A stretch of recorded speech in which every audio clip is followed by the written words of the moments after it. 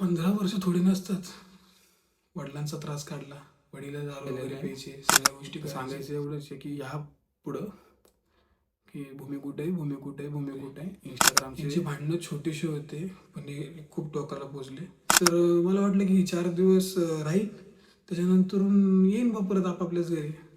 या गोष्टीनंतर मी परत काही बोलणार पण नाही, कोणाला काही दुखवणार पण नाही. आमच्या मम्मीने आहे ना शेजारच्याकडून आणल्यानंतर आम्ही ते आम्हाला खायला भेटायचं.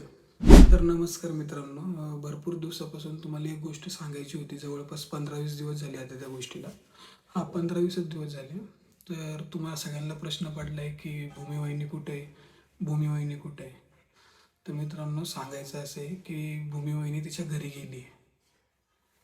आणि विषय काय झाला होता की ऋतू वहिनीची आणि भूमी वहिनीची थोडी चालली होती भांडणं म्हणजे असं नॉर्मल झालं होतं नाही का. आणि भूमीने त्यानंतर 2 दिवस जेवायचं बंद केलं, म्हणजे घरातच असून नाही का. 2 दिवस जेवायचं बंद केलं. आणि मग मी तिला विचारलं काय करायचं आहे, कशाला भांडणं करते, काय करते. दोघं म्हणजे पूर्ण कुटुंब आहे ना, एकत्रच राहणार ना. मी तिला विचारलं नाही का, ती म्हणे की मला वेगळं राहायचं आहे. आणि सगळ्यांना म्हणले का मला वेगळं राहायचं आहे. मी म्हटलं वेगळं का बरं राहायचं. मग मी तिला तात्पुरता हा बोललो.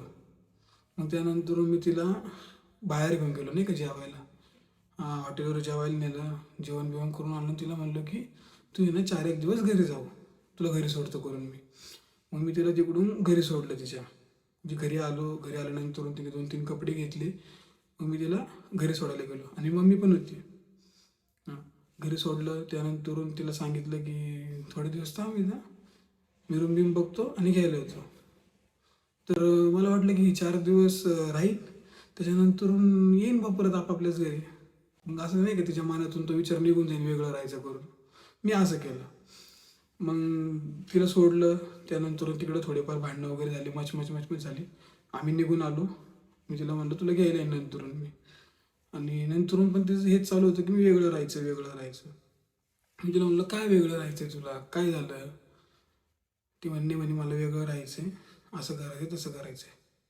मग मी इकडे रूम पण बघितली नाही का, रूम वगैरे बघितली. त्यानंतर मग तिला फोन केला. मग असं म्हणलं नाही का. पण मला वेगळं राहायचं नव्हतं. आता मला वेगळं का नव्हतं राहायचं तर मी तुम्हाला सांगतो. आणि ही गोष्ट मी तिला पण सांगितली. वेगळं राहायचं नव्हतं एकच कारण होतं की माझ्या आईने जवळपास, आता मी 23 वर्षाचा आहे, 15 वर्षे आहे ना त्रास काढलाय तो आमच्यासाठी. म्हणजे 23 वर्षाचा 15 वर्ष त्रास काढला कसं काय. तर माझ्या मागं वडील नाही आहे, हे तुम्हाला पण चांगलं माहिती आहे, सगळ्यांना माहिती नाही का. वडील असून नसल्यावाने आहे. तर लहानपणापासून कष्टच करत आले, मम्मीने सांभाळले आम्हाला. अक्षरशः खायला पण नव्हतं, काहीच खायला नव्हतं. आणि आमच्या मम्मीने आहे ना शेजारच्याकडून आणल्यानंतर आम्ही ते आम्हाला खायला भेटायचं. जेव्हा आणन त्यानंतर आम्ही खाईन. मग असे दिवस काढले आम्ही. आणि आमच्या मम्मीला आम्ही कसं काही सोडू. नाही होणार हे सगळं, कोणतीच गोष्ट होणार नाही ना सोडू शकत. कारण की 15 वर्षापासून त्या बाईने त्रास काढलाय, 3-3 मुलं सांभाळले, काय केलंय, कसं केलंय, हे आम्हाला माहिती आहे. बरोबर का नाही. मी माझ्या आईला सोडून जाऊच शकत नाही. गेले. मग तरी नाही का तिला एवढं सांगितलं तरी तिला त्या गोष्टी नाही पटल्या. मग ती तरी म्हणते की मला वेगळं राहायचं आहे, तेव्हाच मी येईन, नाही तर मी येणार नाही. मी तिला म्हणलं नाही, मला नाही जमणार, कारण की मी माझ्या आईसोबतच राहणार आहे. यांची भांडणं छोटीशी होते पण हे खूप टोकाला पोचले. तर असं तर मित्रांनो सांगायचं असं आहे की काय केलं पाहिजे. म्हणजे सगळे मला कमेंट करून विचारतात भूमी कुठे आहे, भूमी कुठे आहे, भूमी कुठे आहे. भूमी तिच्या घरी आहे. नाही जमणार, मी माझ्या आईला सोडून जाणार नाही. कारण की आमच्या आईने लहानपणापासून कष्ट केले. आमच्या आईने पण कष्ट करूनच आम्हाला मोठे केले आहे ना. तुम्ही विचार करा, 15 वर्ष थोडी नसतात. वडिलांचा त्रास काढला, वडील दारू वगैरे प्यायचे, सगळ्या गोष्टी करायचे. किती त्रास काढावे आईने. त्याच्यामुळं हे काय आम्हाला काही जमलं नाही. आणि मी डायरेक्ट म्हणलं की मला नाही राहायचं वेगळं, तुला काय करायचं ते कर. एवढं असून सुद्धा नंतर मी तर तिला मेसेज केला आहे का तुला यायचं आहे का नाही. ती म्हणे नाही यायचं, मला वेगळं राहायचं असेल तरी. मी म्हणलो असं जमणार नाही, एकत्रच राहावं लागेल.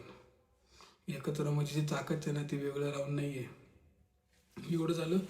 मग त्याच्यानंतर तुम्हाला माहिती आहे मित्रांनो, आम्ही आहे ना लहानपणापासून कष्ट करत आलो आहे. लहानपणापासून म्हणजे मी जवळपास आता 23 वर्षाचा आहे. मी वयाच्या 10वीपासून काम करतो नाही का, 17-18 वर्षापासून काम करायचे. आणि त्याच्या अगोदर आमचा विनायक भाऊ काम करत होता, परदेशाच्या दुकानात वगैरे काम करायचा. आणि तिने काम केलं, मम्मीने काम केलं. मम्मी धुणं भांडे करायची, 5-6 घराचं कामं होतं. म्हणजे ह्या सगळ्या गोष्टी करून आम्ही आजपर्यंत इथपर्यंत आलो आहे. मग आम्ही काय काय काम केले.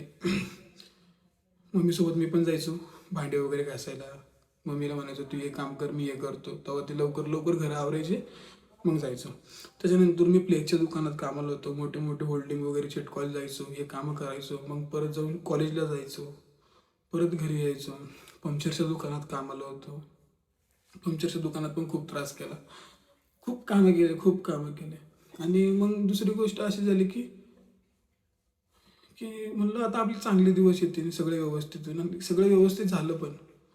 पण नंतरून असे भांडणं वगैरे झाले. म्हणजे भांडणं काहीच नाही आहे बघा. घर आहे म्हणलं तर भांड्याला भांडं लागतं, थोडं तरी आहेच. थोडे भांडणं तरी होतातच, सगळ्यांमध्येच होतात. पण भांडणं झाल्यानंतर एवढा टोकाचा निर्णय घ्यायचा नाही ना याच्यात काही व्यवस्थित. आणि दुसरी गोष्ट, फॅमिली सोडून नाही जाता येणार. मागच्या वेळेस बघितलं, मागच्या वेळेस गेलो होतो, मागच्या वेळेस खूप त्रास झाला त्या गोष्टीची. कारण की मला वैयक्तिक माझ्या आईशिवाय राहता येत नाही. कारण की मला ते डायरेक्ट डोळ्यासमोर दिसतात की माझ्या आईने किती कष्ट केले. मी माझ्या आईला सोडूच शकत नाही. आता सगळं खरं आहे. तुम्ही म्हणशाल की मम्मी बोलली का नाही. मम्मी बोलली मम्मीला.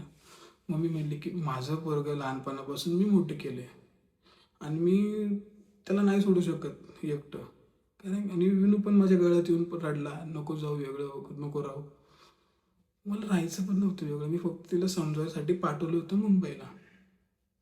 त्यांच्या पण घरच्यांनी तिला काहीतरी सांगितलं असं, बोलले असं, बाई असं नको करू, तसं नको करू, बोलले असतीलच. पण आता हिचं काही स्वभाव रागीट, काय करणार आहे. आणि एवढं असून मग आम्ही आमचे दिवस कसं आम्ही इथपर्यंत आलो तुम्हाला हे सांगतो. मग त्याच्यानंतरून आम्ही दोघं भाऊ सोबत कामाला लागलो. त्यावेळेस आम्ही किराणा दुकानात कामाला होतो. किराणा दुकानामध्ये काम करायचो. विनायक मसालेमध्ये होता मोठा भाऊ, आणि मी साखरेच्या होतो. म्हणजे त्याला राहायचे किरकोळ कारकोळ कामं, मला राहायचे मोठी मोठी कामं. ते हळूहळू हळूहळू आणि दिवसभर थकायचो बरं का आम्ही. 1 रुपयासाठी आम्ही डब्बा उचलायचो, तो डब्बा घेऊन जायचो, तो डब्बा परत आणायचो. म्हणजे 3 वाजल्यापर्यंत 1 रुपयाने डब्बा घ्यायचं नाही का. असं तेलाचे डबे राहायचे, वरती न्या, वरून खाली आणा. म्हणजे 1 रुपयासाठी आम्ही कामं केलेली. आणि 1 रुपयासाठी कामं करून मग एवढं सगळं हे आता सगळं झालं आहे ना. आमचं वय नाही जास्त एवढं. मी 23 वर्षाचा आहे, मोठा भाऊ 25 वर्षाचा आहे, लहाना भाऊ 21 वर्षाचा आहे. आमच्या वयात एवढं मोठं घर बांधलं, सगळे एकत्र राहण्यासाठीच बांधलं ना, का वेगळं राहण्यासाठी बांधलं. हां. अहो ज्यावेळेस सांगायला गेलं असे, माझी मम्मी जेव्हा शेजारून घेतलं ना, तेव्हा आम्हाला खायला भेटायचं. म्हणजे खायला म्हणजे कसं की पोरांना खायला नसायचं, पैसे नसायचे मम्मीकडे. एकट्या बाईला 3-3 पोरं सांभाळणं खूप अवघड आहे. खूप म्हणजे खूप अवघड आहे. मग ते आणायची मम्मी, मग आम्ही खायचो. शाळेत आम्हाला फी भरायला पण पैसे नसायचे. आम्ही तिकडे जायचो. आम्ही हॉस्टेलला होतो, सारोळे पठाराच्या हॉस्टेलला होतो. तिकडे काम बिम करायचो. मग तेव्हा आम्ही परीक्षा फी पण द्यायचो. परीक्षा फी पण आम्ही ना एक टेलर भरल्यानंतर आम्हाला परीक्षा फी भरायला भेटायची. म्हणजे खूप अवघड नाही का. आणि एवढ्या वाईट गोष्टी करू, एवढ्या वाईटामधून निघाल्यानंतर आपल्या हातात चांगले दिवस आले होते. सगळं व्यवस्थित होतं, सगळं व्यवस्थित होतं.